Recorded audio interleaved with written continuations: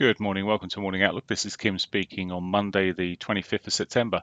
So, looking at the euro dollar, and well, we started to just end up in a bit of a chop situation looking from a daily perspective over the last month. Now it's struggling to get in either direction significantly. On some brokers, it looks like there's a bit of gap last night. Not all of them, though, I would say, and that's it's probably not a gap to trade towards there.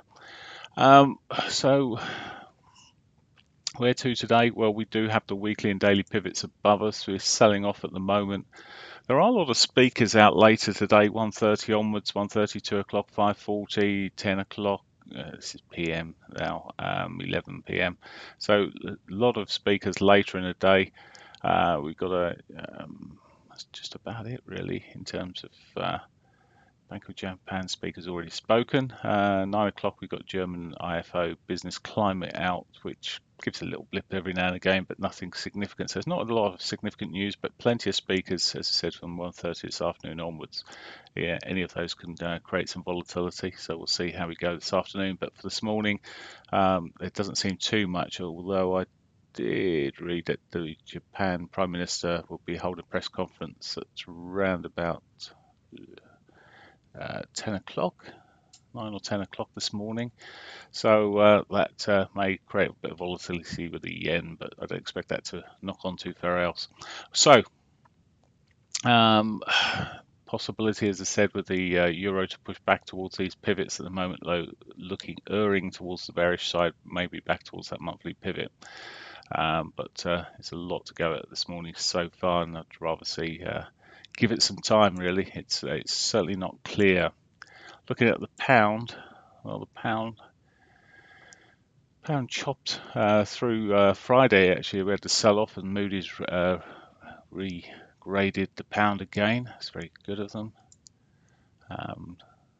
But in reality, the pound has actually pushed back up there over the Asian session and through already the daily weekly pivot, erring more bullish, but current hourly bar not looking so sweet. It's looking a bit bearish. So again, it's you just look at this 60-minute chart and you can see we've had long periods of chop through these markets, then price action, and then periods of chop, and I think that's what we'll end up with for a while longer, it seems, on the pound. It's the way it's moving.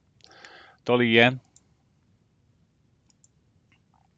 Dollar yen has been edging up upwards for some time. Friday saw it sell off, but this, as I say, could see a bit of a kicker when the Prime Minister speaks. It's expected that he's going to announce some sort of snap election, but that's already probably priced in, the fact that he's going to do that, because people are expecting it.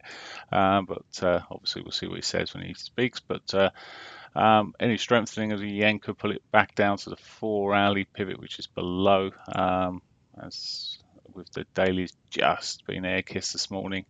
But there is the potential for that to pull back. However, overall, with the daily picture, I still err on the more bullish side there.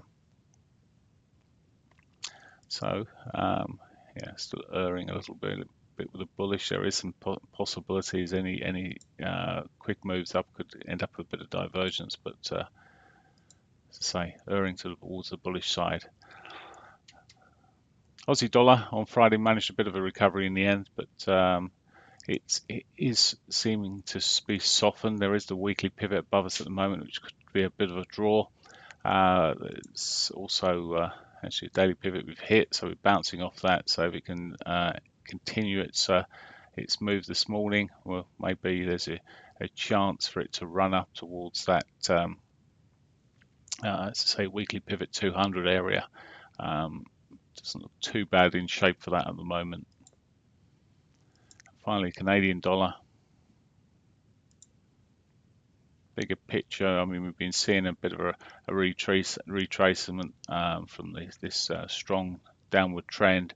It's slowed up significantly over the last couple of days, and today is, well, still sitting there almost flat lining effectively. Let's just come down to the 60-minute there, and you can see actually whether it's a daily and weekly pivot sitting below. So there is that possibility for it to roll over, perhaps a little bit more. towards those targets, but it's very difficult to really see a solid trend down at the moment. The way it's just sort of, as I said, for at least 2 days it's been running sideward, but you look at closing around about where it's opened.